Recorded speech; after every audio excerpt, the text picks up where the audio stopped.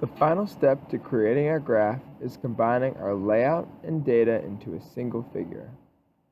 In order to do this, we will create a variable named figure. We will then, in a similar fashion to data and layout, call GraphObject's figure function, which takes in a data and layout. So we're going to go ahead and set our data to my data and our layout to my layout. Finally, we are writing our plot statement. We will call py.plot and simply put in our created figure and the name we want Plotly to save the graph as. Now let us save our work and run this completed code.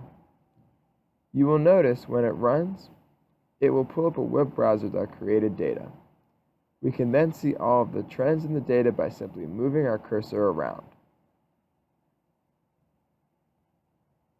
Now, if we would like to export this as an image or embed into a web page, we simply click the Export button, and Plotly has many different ways the file can be exported into a web page.